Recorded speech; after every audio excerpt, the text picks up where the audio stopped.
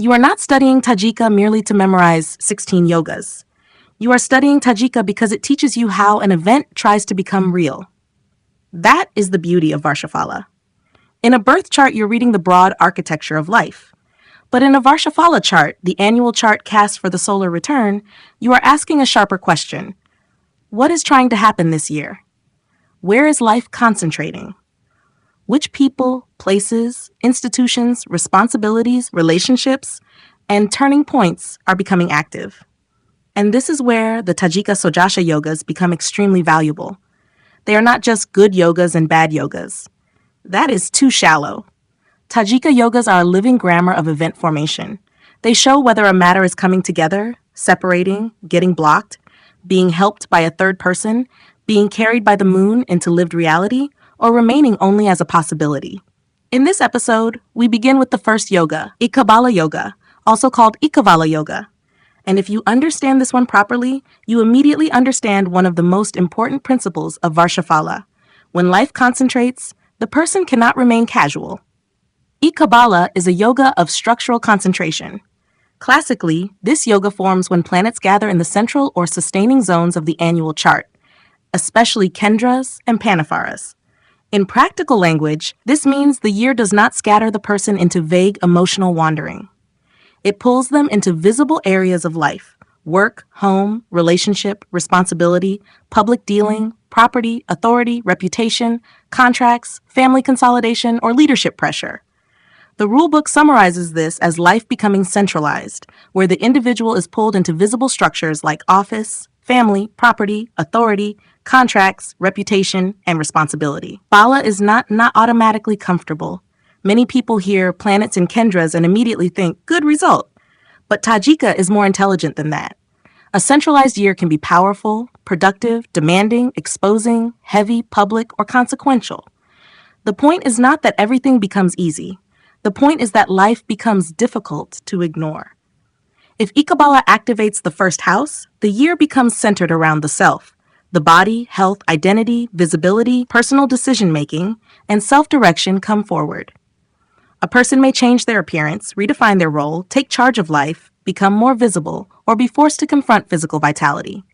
If the sun is involved, authority, self-respect, father figures, government, leadership, or ego themes may dominate because the sun signifies power, position, discipline, seniors, government, authority, and fame. If Mars is involved in the manned action, the native may become more physically active, competitive, impatient, sharp, driven, or confrontational. Mars is goal-directed energy, courage, action, competition, military force, emergency response, vehicles, muscles, blood, and speed. So the same Ikabala can show a gym transformation, suhletic drive, engineering work, conflict, or decisive self-assertion. If the moon is involved, the body and mind absorb the year emotionally. The person does not merely think about change, they feel it. The moon connects to emotions, mother, masses, food, water, home, property, psychology, counseling, travel, heart, liquids, and local community. So Ikabala with moon emphasis may show emotional visibility, family involvement, change in domestic rhythm, or stronger sensitivity.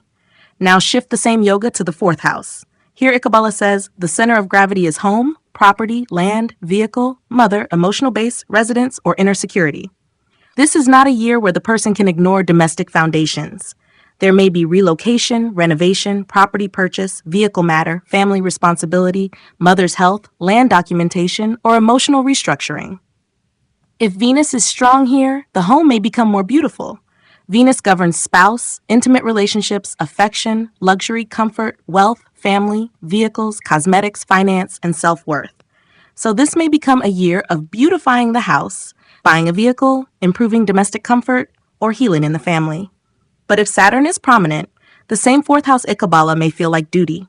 Repairs, land delays, old buildings, responsibility toward parents, pressure around residents, construction, maintenance, or emotional heaviness may dominate.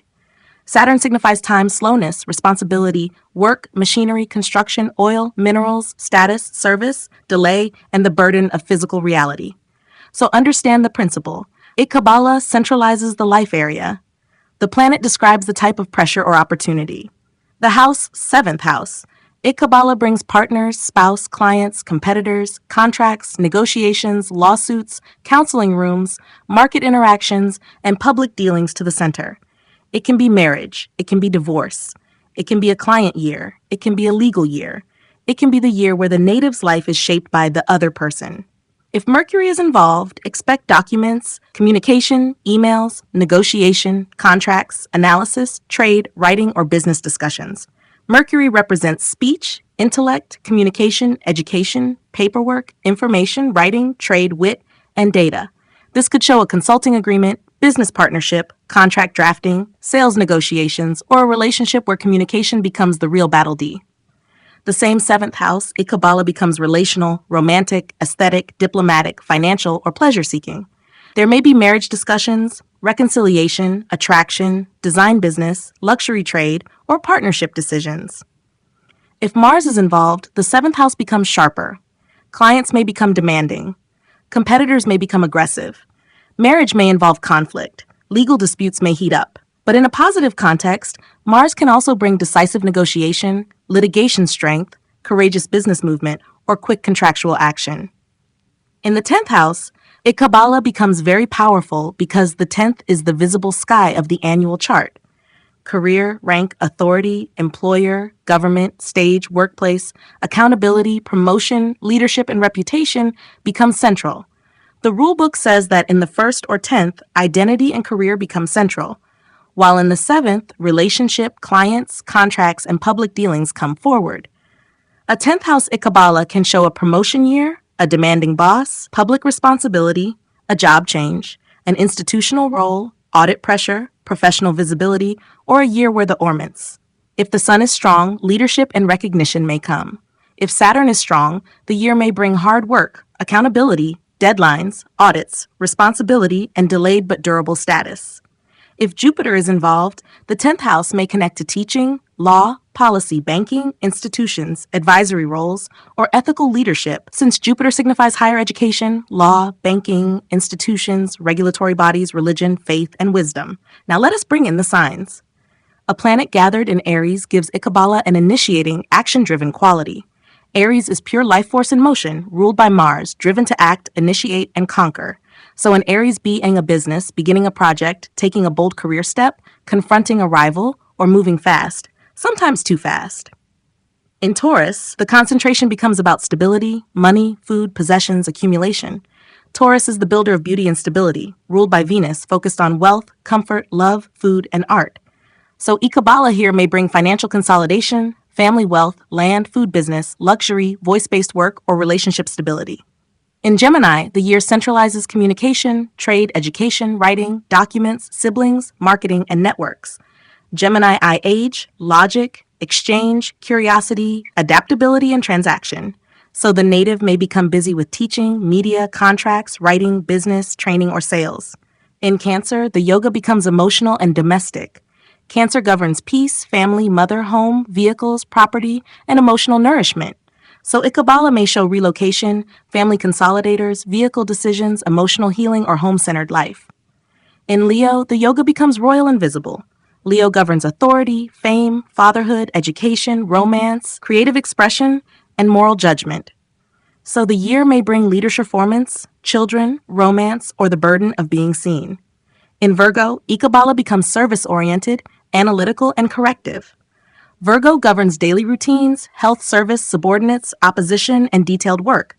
This can show health routines, work discipline, documentation, tech correction, or service pressure. In Libra, the concentration falls on partnership, diplomacy, social image, marriage, law, fairness, and aesthetic exchange. Libra governs partnerships, marriage, diplomacy, external image, and decision-making. So the year may revolve around marriage, design, branding, or client-facing work. In Scorpio, the yoga becomes intense and transformational. Scorpio governs hidden emotions, inheritance, research, occult knowledge, sexuality, loyalty, and deep commitments. This can show inheritance, psychological crisis, surgery, secrecy, research, investigation, intimacy, debt, or Guitarius. Ikabala becomes philosophical, legal, educational, and dharmic. Sagittarius governs long-distance travel, education, philosophy, religion, law, policies, institutions, and spiritual evolution. The year may center around university, teaching, law, pilgrimage, publication, fatherly fig oath. In Capricorn, the yoga becomes heavy, responsible, and career structural. Capricorn rules labor, timelines, bones, joints, tradition, mining, oil, metals, construction, institutional pressure, and public accountability. This may show workload, status pressure, government compliance, construction, career duty, senior responsibility, or Ikabala becomes networked, technological, reformist, and gain-oriented. Aquarius governs gains, networks, income, innovation, technology, collective goals, and social structures. The year may center around digital platforms, AI, communities, large organizations, social reform, income systems, or futuristic work. In Pisces, Ikabala becomes spear, foreign, healing, or dissolving. Pisces governs sleep, dreams, imagination, subconscious mind, isolated places, faith, spiritual institutions, foreign lands, and unconscious actions. This may bring retreats, foreign travel, healing work, spiritual study, hospitals, ashrams, sleep issues, or emotional surrender. Now let me give examples. Suppose a Varshaphala chart has Ikabala concentration around the 10th house with Sun, Mercury, and Saturn. This is not a vague career year. This is a year of official responsibility, reporting, documentation, management scrutiny, performance pressure, and possible recognition after disciplined work. The Sun wants authority. Mercury wants paperwork and communication. Why? The person may get promoted, but they may also feel watched, audited, or overburdened. Now take another case. Ikabala in the 4th house with Moon, Venus, and Jupiter. The year becomes centered around home, family, property, comfort, mother, children, blessings, education, and emotional belonging. This could be buying a home, expanding the family, healing domestic bonds, renovating a house, or creating a more beautiful and peaceful living environment. Now contrast that with Ikabala in the 7th house with Mars and Saturn. This may centralize marriage, business partnership, contracts, lawsuits, or competitors, but through friction, delay, pressure, conflict, and hard negotiation. It may not deny the result, but it makes the person work through resistance. And this is why Tajika must be read carefully. The yoga tells you the mechanism. The house tells you the area of life. The planet tells you the person, behavior, place, and event type. The sign tells you the psychological atmosphere. Strength and affliction tell you whether the matter delivers cleanly or under pressure.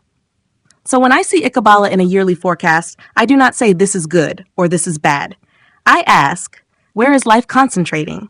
Which area can the person no longer postpone? Which people are becoming central? Which places will pull the native repeatedly? What responsibility is becoming visible? What structure is forming around the person this year? That is the real use of this yoga. Ikabala says, this year, life gathers force. The native may feel that one major area is no longer optional. Career may demand visibility. Home may demand settlement. Marriage may demand decision. Health may demand discipline.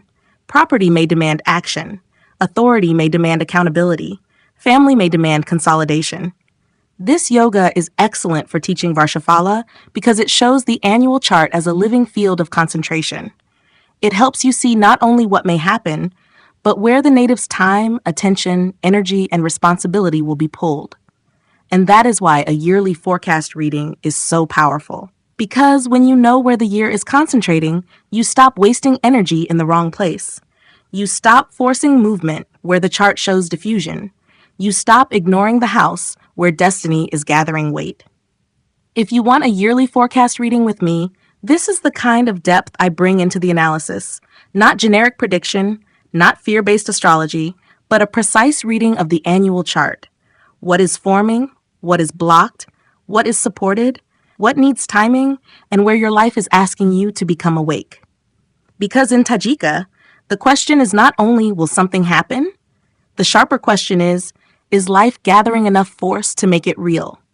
And with Ikabala Yoga, the answer is clear. Something is centralizing. Something is becoming visible.